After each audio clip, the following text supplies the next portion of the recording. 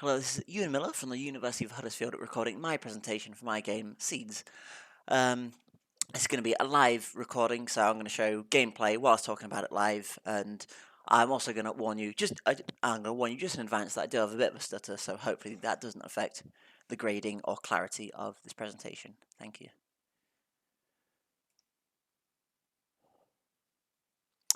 So now that we load in, the player's going to immediately get hit with the player's going to immediately get hit with clear tutorial and instruction on how to play the game. So WAS to move and space jump, all very simple concepts the player should understand. They're going to come over here and they're going to get introduced to the core mechanic, which is the seeds. So the first thing they can do is they can name the seeds. So I'm going to call this one Dan. Set the player knows very little about the seeds, however this is going to be the core mechanic of the game.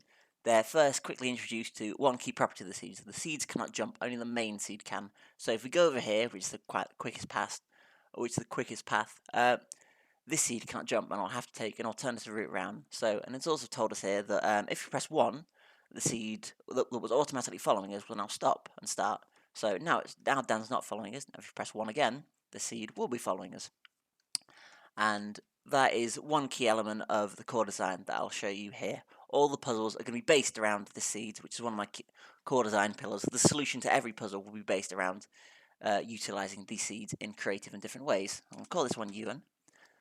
This is where we get introduced the second seed, and just like the first seed, we can stop it, we can start it, we can tell it to follow, and we can tell it to stop following. I've also made quite an emphasis on the UI, making it as clear as possible. So as you can see, there's this dialogue system where the main seed gives them instruction with his hand saying stop following, and a little portrait underneath, and a little portrait underneath saying which seed that instruction is directed to. And in the bottom left, you can also see additional UI telling the controls. So Q and E, 1 and 2. So if you press 2 to stop the icon from moving, not only does the portrait border go translucent, showing it's stopping, but also it's got a stop sign below it, once again showing that this icon is not following anymore. So it says press Q to stop all the seeds here. So we've pressed them here, and if we press Q here, there's once again another dialogue system, another dialogue like speech bubble, saying that all seeds will either stop and follow. So if you press follow, they'll all follow now. And now we get introduced to this final seed here, which I'm going to call Industry Pro Watching, as I hope they are. Fantastic. And once again, just very similar to what's been said before, if you press 3, we can stop and start this seed. So now the player is going to get introduced to the pressure plates. They've been given no direction on here, however, they should notice that if they walk over here, they all turn black, and the colour of these pressure plates are colour-coded with the door. So hopefully players should assume that if they stand on all of these, by utilising the lessons they've learned in this lesson, if they stop all the seeds and following on these pressure plates, they can now progress through here, and that will then take them to the next level, which is based all around these pressure plates. This kind of design, this level design, is all based around Nintendo's level design, where each level is based around one central mechanic. So this one is all going to be based around pressure plates, as you can see here. So when we step on there, this door, instead of destroying and going away, it goes translucent, and we step off it, it's solid again. So the player assumes here that if we place a seed on here, we can now get the other seeds to go through it. So this is the introduction to the first real puzzle here. So as you can see here, the first thing the player notices is this orange door. There's 2 orange pressure plates, and they want to get all the seeds through there. So if we put a seed on this yellow one, we can get up there. However, there's this blue door that is stopping the player. So what players have to do here is they have to take this first seed and take it to this blue pressure plate, so that when the player has a little look around, the player, as I've been taught before, the player can jump, the other seeds can't, so they can jump over here and then get around to this bit. So currently there's the pink pressure plate, the pink door blocking it. However, the player can stand on it themselves and then go over here and instruct this second seed to follow, and get them and get through this orange door. Um, it's one another key thing about my design is that because of this idea that I want the seeds to be the seeds to be the solution to every puzzle. This follows along with the Jessie Shell's lens of elegance, where a game is considered more elegant if one simple mechanics can do a great deal of complex things, and this is exactly what I've tried to achieve in this core mechanic of the seeds. So if you both stand on here, suddenly a third one appears, which is clearly an issue, as we now need a solution where we need another seed in order to stand over here. However, we can't get another seed up here. However, we've got some visual hinting up here that when the player presses E, they can pick up rocks. So if they go over here and try to press E, they can't pick up these rocks, but they've been notified that they can do so by pressing E. So the player might get stuck, might wander around here, and this brings into this. This comes under another one of my design pillars, which is the catch and the revelation, where each level should have a kind of catch where players get stuck for a little bit and ponder, what should I do? How do I get around this creative problem? And then comes the revelation that where have they seen a rock before that's in reach? It was right at the start of the level, because right at the start of the level, players should notice that a rock fell and landed on this pressure plate, subtly teaching players that the supplementary mechanic of the rock can be used to get pressure plates. So if I now press E on this rock, if I now press E on this rock, the seed will pick it up. So we can now free up the seed by placing a rock here instead. And if we now get this seed and essentially do the same solution to this puzzle, we can get another seed on there. So if we go up there, we'll essentially achieve this solution once again. I've explained the core mechanic of the seeds. However, the supplementary mechanic will be like the puzzle elements. So the pressure plates, the doors, the other things, and whatever. And essentially, this supplementary mechanic does exactly what it says. It's meant to supplement the design of the core mechanic. So essentially, all the puzzles will be solved by the seeds, and these puzzles will be built around these supplementary mechanics. And so essentially, the core mechanic will be the solution to all the issues and puzzles that these supplementary mechanics will generate, essentially. So now if we take the seed over here, take the other seeds here, just like the first level, just like the tutorial, if we put all these seeds on here, we can now progress to a later level.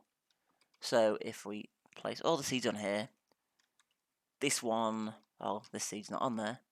There we go. This seed will now be able to continue onto the next level, which is once again all centered around one central supplementary mechanic, and this supplementary mechanic will be the levers. So if the player approaches this, the handle of the leader suddenly becomes emissive and lights up, and it says press E to interact with the levers. The player already know what the interact does, and that means they can interact with rocks, but now they can interact with levers. And this door that was previously solid is now translucent. So just like the doors, when they're translucent, the seeds can walk through them. So they're going to walk through here, and they've got this pink lever and this pink door. So when they press this pink lever, they can go through here. However, they can't progress as the second door. They can't reach the lever. Whilst the first door is locked. So the solution here is just like the pressure plates, how the core mechanic of the seeds can implement the supplementary mechanic of the pressure plates. If we leave one seed here or multiple, the seeds can interact with the lever. And if we press this red one, as they've done, we can now go all the way back and reunite with our seeds to progress further into the level. So once we've done all this, we're going to progress even further. The catch and the revelation for this level is just coming up, as I want each level and each puzzle to be interesting in itself, and that's all done through the usage of these core mechanics and supplementary mechanics working in tandem with one another. So if we press E, we can see this bridge now disappears. This is a new thing, very similar to the door.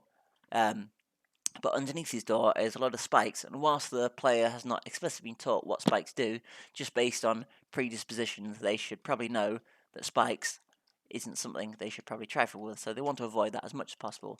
So if they leave a couple of seeds, how many they want there, to that lever, they can now get over this bridge and enter here. And as the player saw before, right at the end there was a brown door that was blocking their progress. So now if we press this brown lever, the player can unlock that door and they should be able to get through. However, the second they do that, this blue lever closes it, and that is because there are still seeds over there, which we cannot move, unfortunately, as it is out of range. So the solution here is to instead take the seed that was utilising this lever into this wide open area and then use interact. This lowers the bridge and opens the door, and whilst this brown door is now closed, we can then take this seed, we can take him out there, now no longer in range of this brown lever. We can press it once again to safely cross over here and unlock this brown door and be able to progress. And once we go over here, it's just going to be a very satisfying conclusion, just following what Nintendo's design philosophy does. We can open both of these doors, just signifying and telling the player that they've mastered this mechanic and they know what they're doing. And we're going to once again use this motif of getting all these seeds onto pressure plates in order to unlock this brown door. So once they do that, they will now enter the fourth and final level, I should say, actually. And as it loads here, this is going to be the culmination of all these supplementary mechanics working alongside with this core mechanic in tandem with one another. So the first thing the player sees, it's all these three mechanics that they've been taught: the rocks, the pressure plate, and the lever. So if they get up here, they can stand on this pressure plate, and it will raise this bridge. How if they get off it, it will lower the bridge. So instead of wasting a seed and leaving it behind, they'll take this rock and put it on here, and they'll now be able to get through, just so long as they press this lever. So if they go through this, they're now able to progress. They go through here and they can see a green door, so they'll press that just to be able to get through, and two blue bridges right at the top there. They should be able to see that quite clearly. The second one is on, however, the first one is off, and if they stand on here, it changes them. So once again, they want to place a seed and slowly progress over here. So they'll walk over here, pick up this rock over here, once again, and well, for a start, this first one is not on the pressure plate, which is quite unfortunate. So we just have to maneuver him ever so slightly to be on the pressure plate. And then once we go over here, we'll be able to pick up this rock and progress over the first bridge. However, we quickly find an issue that we don't want to go back down. We don't want to go back down and tell that seed to get off it. So this comes another puzzle. So if we stand up here and say follow to the seed, it should get off the puzzle. It should get off the pressure plate, allowing us access to the second door. And now we've got two rocks, and the player can only carry one rock. So that will come to the player should come to the conclusion, just like the levers before them, that seeds can also pick up these rocks, which is exactly what they can do. So if they come down these stairs, we can lock this pink gate and this second pink gate that was blocking them, put all these rocks down. If we open up this lever, we can now progress. And as we have some rocks, the player should want to take them with them, as this will be very important later, as you'll soon find out. And once we've got all this, we can now progress. What's very interesting to note, as I've failed to note already, is that the interact, different to how the following and stop following works. When the player says interact, all the seeds will do it at once, rather than being able to select which each individual one does it, which creates interesting, unique puzzles that obviously I've wanted to create. So if we put that down here, we can now progress over here, as this bridge is currently out. So we need to find a way in order to get to there. So if we get all these seeds out of the way and we take this rock, we can now progress over here. The third one is not currently following, but now it is. And now we're going to progress onto this section. And if we come up here, we're gonna once again see more. We're gonna once again see more of these familiar pressure plates that the player is familiar with by now. So if we get all the C's to stand on here, if we get all the C's to stand on there, we get that one there, and we'll get the industry professional on here. This bridge, as you'll know, will come up. However, the second we got off it, unlike the other ones, the bridge goes down, but thankfully we've taken this rock, and the player can now cross it and see what's on the other side, and what is on the other side is this rock. So once again, just advancing and evolving these supplementary mechanics to make the game that more interesting. The core mechanic still remains the same, however, the interest comes with the small, unique properties of these supplementary mechanics and how they work not only in tandem with other supplementary mechanics, but also how it works with the core mechanics themselves. These small little intricacies kind of build the game to make it as fun as it is. And as we can see here, we've got two simple pressure plates. If we go over here, the orange bridge is out, so we'll just stand on here. However, it has another issue of, just like the second puzzle, where another invisible pressure plate appeared, they need to solve this by getting another one on there. So if we go back, this frees up another rock that the player is able to get in order to put on there. However, as you'll soon see, this doesn't solve it, as just like the brown pressure plates up there.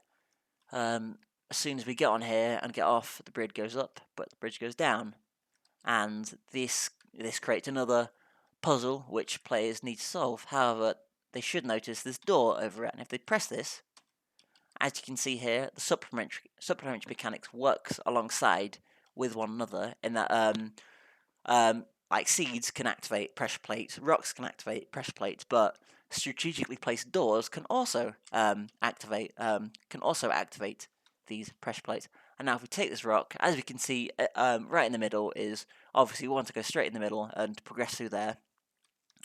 And that's kind of the core final end game of this puzzle.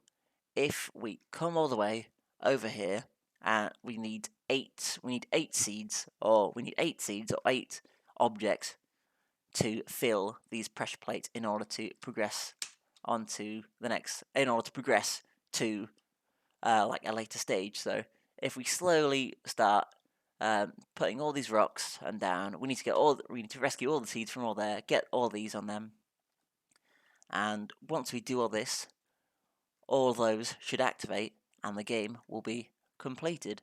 Additional things I'd like to talk about is just once again just the visual design of each level. I wanted each level to feel unique and interesting in itself, just so that players can visually distinguish between each one, and just to make each one feel interesting and unique to play, just to really enhance that gameplay experience for the players.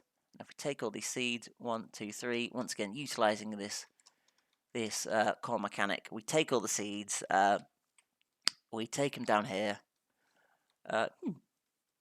and we place all 4 of them on these pressure plates. As I'll do so, we've now got 4 rocks and 4 pressure plates, which obviously equals 8. And if we get all these, place them on there, we can now solve this final puzzle and complete the game. So if we take all of them here, put one, I'll put the industry professional here, and then this bridge comes up. And now, if we go over here, the game should be completed. And this was my live demonstration gameplay recording of my game Seeds, EwanMiller, University of Huddersfield. I hope you enjoyed, and thank you for listening.